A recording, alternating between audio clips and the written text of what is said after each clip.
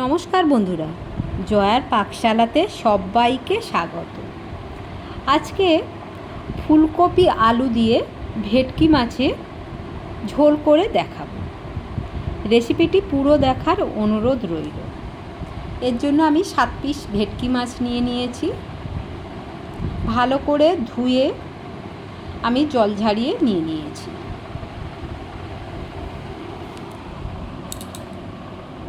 এদিকে ফুলকপিটা আমি ছোট ছোট করে কেটে আর আলুও কেটে নিয়েছি, দুটো ছোটো সাইজের।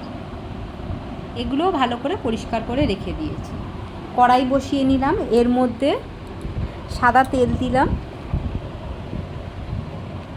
নুন হলুদ মাখিয়ে মাছটা এর মধ্যে আমি ভেজে নেব। একবারে ভাজা যাবে না, ওই জন্য প্রথমে আমি 4 পিস ভেজে নিচ্ছি, পরে আরও 2 পিস ভেজে নেব। ভেটকি মাছ খুব নরম মাছ, খুব সাবধানে এটা নাড়াচাড়া করতে হবে, তা নাহলে এটা খুবই ভেঙে যাওয়ার চান্স থাকে। ভেটকি মাছের কালিয়া ঝাল তো অনেক রকমই সব খাওয়া হয়, এইভাবে ঝোল অপূর্ব টেস্ট লাগে। মাছগুলো ভাজা হয়ে গেছে, আমি আরও 2 পিস যেটা বাকি আছে সেটা দিয়ে দিলাম।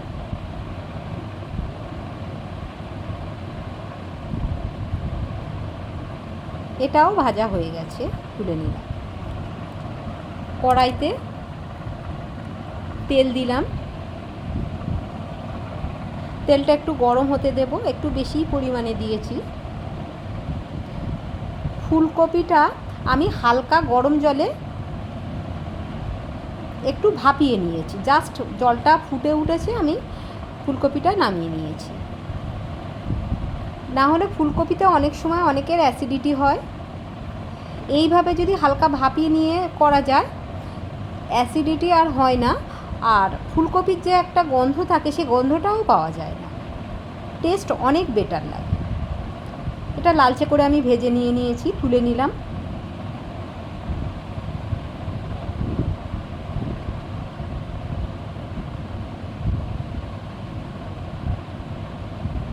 সমস্ত ফুলকপিগুলো তোলা হয়ে গেছে, অনেকটাই তেল আছে।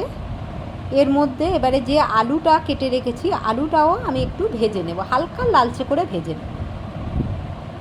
এইভাবে ভেজে নিয়ে রান্না করলে এর টেস্ট অনেক গুণ বেড়ে যায়। জাস্ট 1-1.5 মিনিট এইভাবে আমি ভেজে নেব। লালচে কালার এসে গেছে, আমি এটা তুলে নিলাম।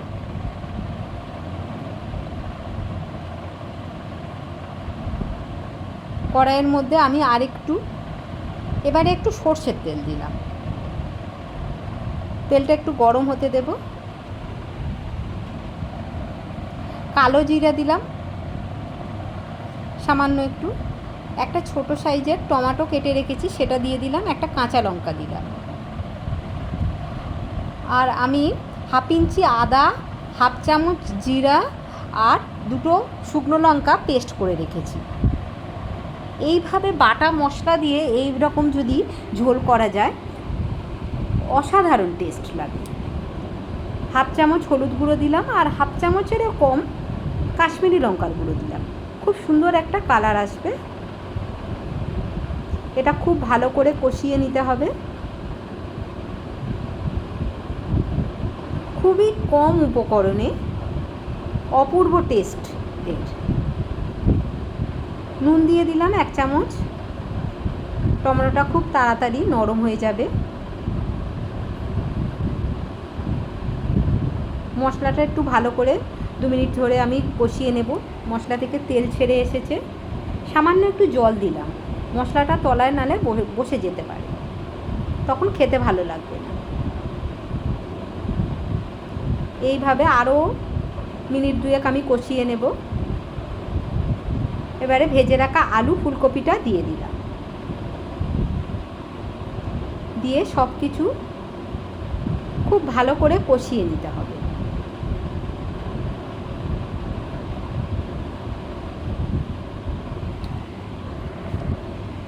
আপনারা এইভাবে কাতলা মাছ বা রুই মাছের ঝোল করে খেতে পারেন, খুবই সুন্দর খেতে লাগে। মশলা ধোয়া বাটিটা থেকে আমি একটু জল দিয়ে দিলাম।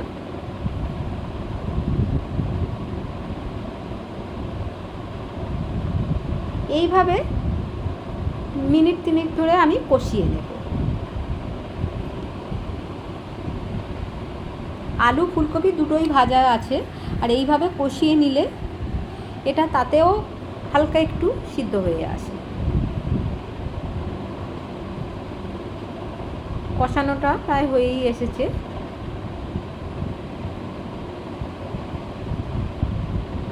খুব সুন্দর মশলাটা আলু ফুলকপির মধ্যে লেগে গেছে।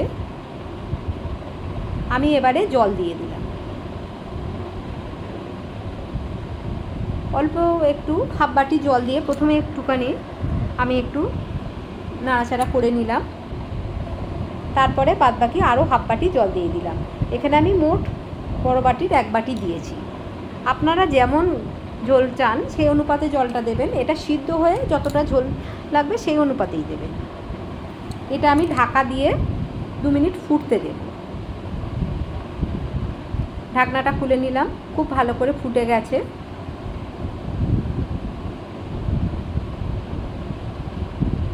আরও 1-1.5 মিনিট এটা একটু ফুটতে দেব, যাতে আলুটা খুব ভালো করে সিদ্ধ হয়ে যায়।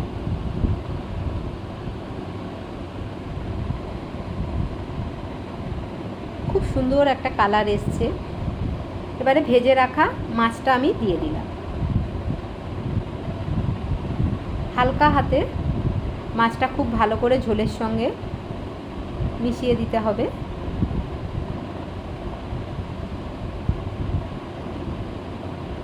খুবই নরম মাছ, ভেঙে যেতে পারে। এইভাবে আমি 1-1.5 মিনিট ফুটিয়ে নেব।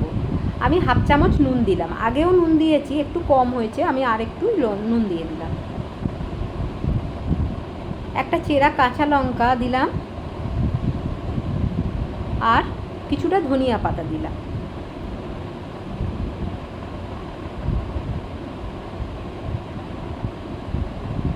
এইভাবে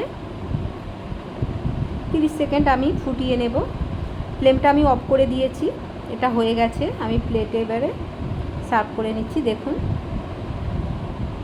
আমি গ্যাসটা অফ করে মিনিট 3 একটু ঢাকা দিয়ে রেখেছিলাম। কত সুন্দর কালারটা লাগছে, গরম ভাতের সঙ্গে জাস্ট অসাধারণ। রেসিপিটি ভালো লাগলে লাইক, শেয়ার, কমেন্ট এবং সাবস্ক্রাইব করতে ভুলবেন না। পাশে থাকা বেল আইকনটি প্রেস করে দেবেন। আমার নেক্সট ভিডিওর নোটিফিকেশান সবার আগে আপনার কাছে পৌঁছে যাবে। কেমন লাগলো অবশ্যই কমেন্ট বক্সে জানাবেন। আপনাদের কমেন্টের অপেক্ষায় রইলাম।